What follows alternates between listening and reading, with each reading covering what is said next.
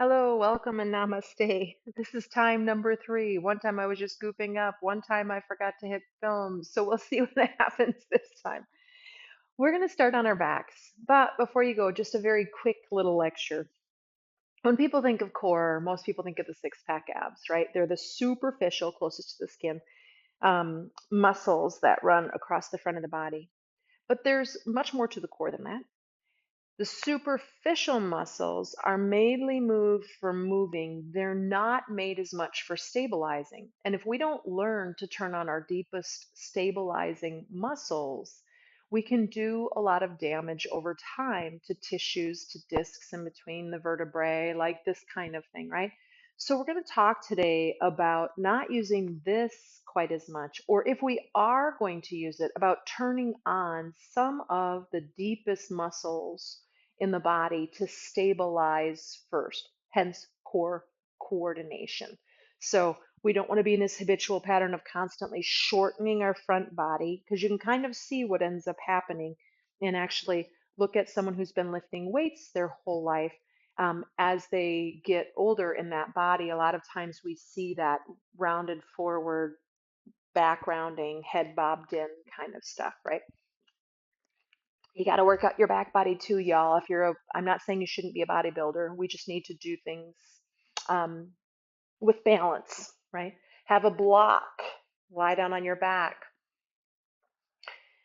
Take just a couple of moments. You might even put that block on your lowest ribs because we're going to talk about that area of the body a little bit. You might even interlace your hands and put your hands on that block so you have just a little bit of weight moving into the ribs. Don't break a rib, right? But we're going to find our diaphragm. So as I gently pull down, so gently, some of us can use a little more force, but if you're like, oh, you might be doing a little more than you need to do, yeah. So when you inhale, give resistance. So I'm going to pull down a little bit, and when I inhale, I'm still going to try to move my hands and my block up to the ceiling without being like crazy pants, forceful and strained and stressed in my breath, right? We're just providing a little resistance for the diaphragm.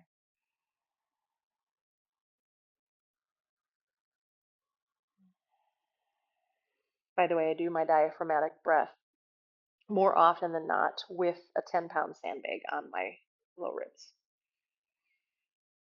And then I want you to notice that when you exhale and you have that little bit of movement down, your low ribs are probably on the floor or very close to it anyway, right?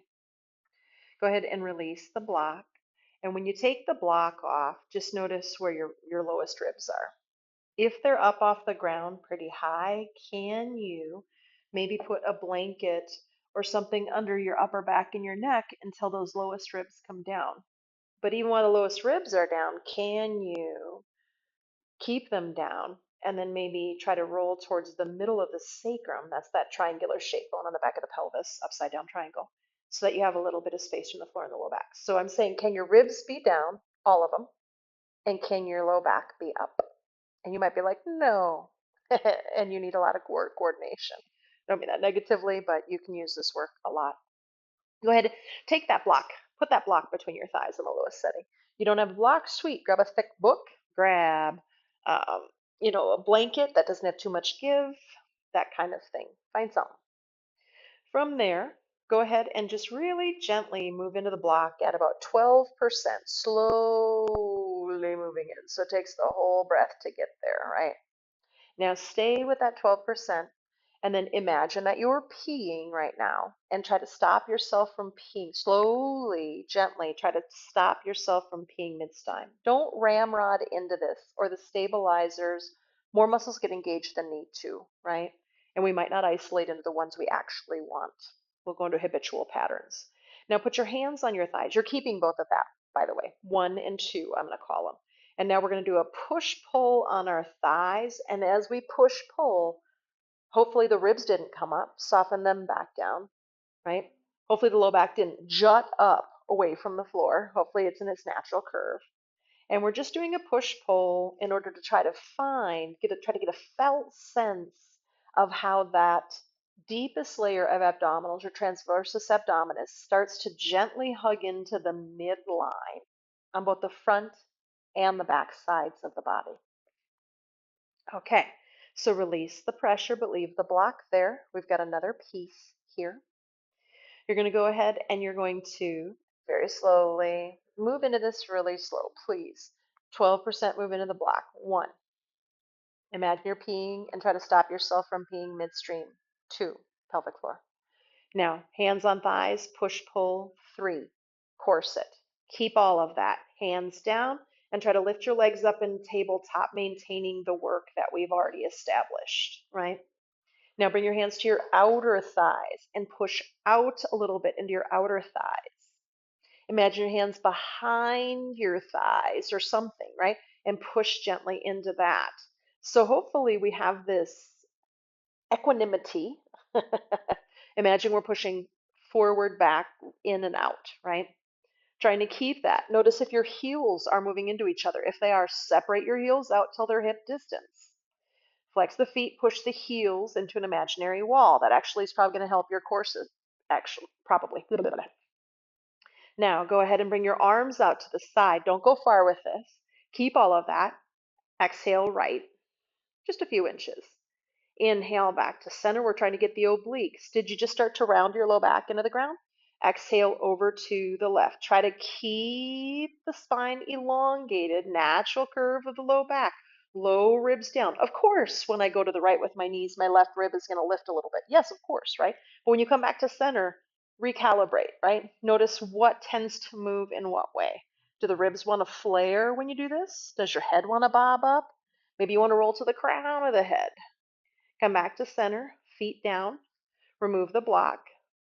Walk feet wide, knees lean in, arms in a comfortable position. Think Shavasana.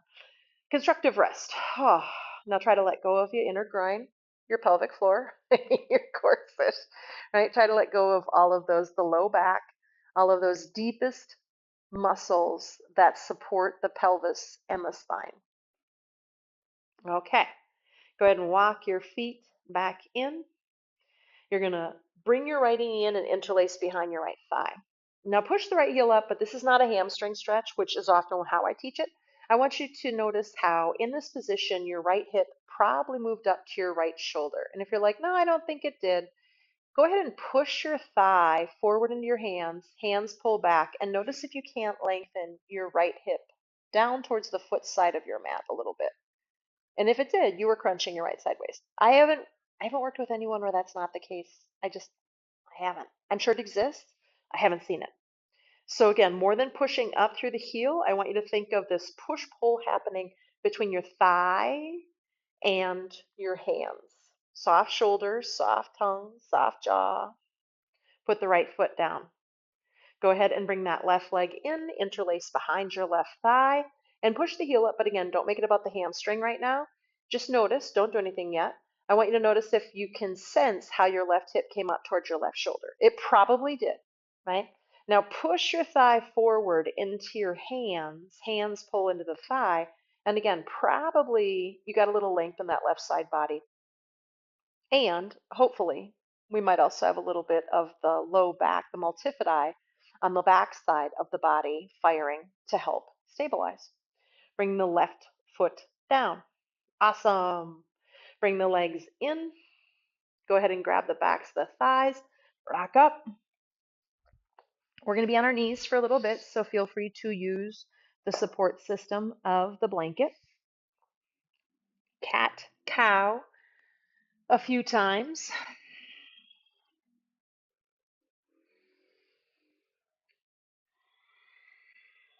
And then come on back to your center, right? So if I brought a wall down, a ceiling, onto your back body, would your back of your head, your shoulder blades, your lowest ribs, and your middle of your sacrum, right? That's that upside down triangular shape bone on your pelvis, all be touching that same wall. Try to get them into the same wall, even imagine a little bit of pressure, but let's make sure our low back isn't rounding up to that imaginary wall, that ceiling, right? We find all of our length in our spine. Now stabilizing. Gently move into an imaginary block, slow, 12%. Find that perineum by stopping yourself from peeing midstream.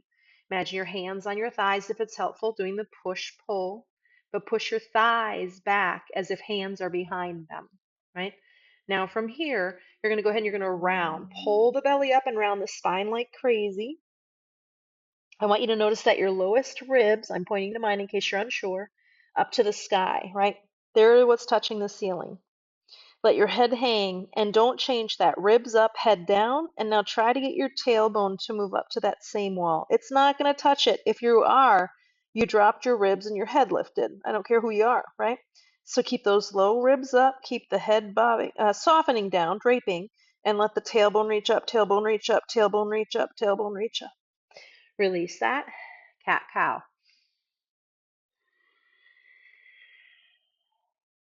Adding on the next layer of complexity. So find your neutral. 1, 2, 3 it right away. Imagine that ceiling if it's helpful, right? Now we're going to pull our belly up and round up, up, up, up, up, and let the head drape in. Keep ribs up, head down, but let your tailbone lift. Keep that. Don't change anything in the torso, and try to lift your right hand about an inch off the ground. So you're just lifting straight up towards the ceiling. You're not reaching forward and extending your arm or anything. Bring that right hand down. And again, make sure your ribs are up, your head is down, and your tailbone's up. Go ahead and lift your left hand about an inch. And you might find difficulty with this. Recalibrate. And that means you're not able to coordinate your core. You're used to using two particular muscles, right? Lift that right knee up. Don't let your hips move to the left. Don't let your right hip move up to your right shoulder. Right knee down. Recalibrate. And lift the left leg. Don't move to the right. Don't let your left hip move up to your left shoulder. Bring that down. Child's pose.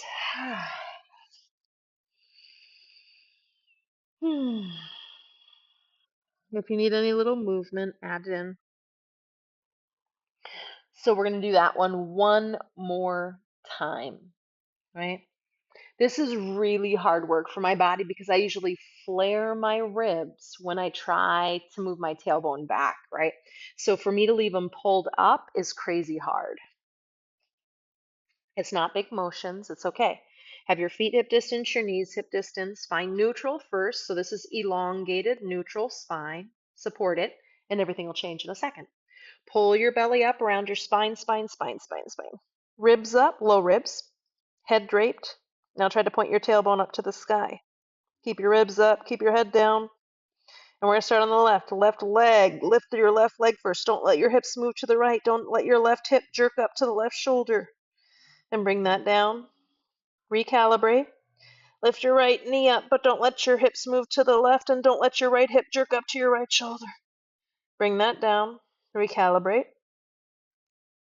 Let your left hand lift an inch, but don't move to the right. And don't let your left shoulder move to your left hip. Bring that down. Ribs up, head down, tailbone up. Lift the right arm. And again, try not to move the hip and the shoulder to each other. Try not to move to the left. Bring that down. Cat cow. Or any kind of movement. I'm going to move around a little bit, but you could just stick to regular old cat cow. Hello, body. So we'll keep going with this. If you want more of this, the hour-long one on my Patreon page has a ton of stuff. So subscribe on patreon.com/CJoyYoga. Otherwise, let's come down into our child's pose. Just soften for a little bit from here.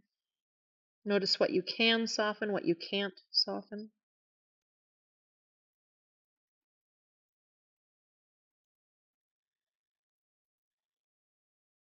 You can stay here. You could use this as a warm-up to go do another 20 minutes if you want a little more. Otherwise, just come on up to an upright posture. Well, sitting or kneeling.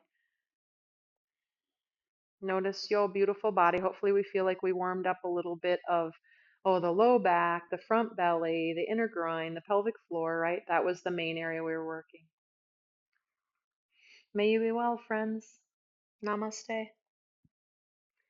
May all beings everywhere be well.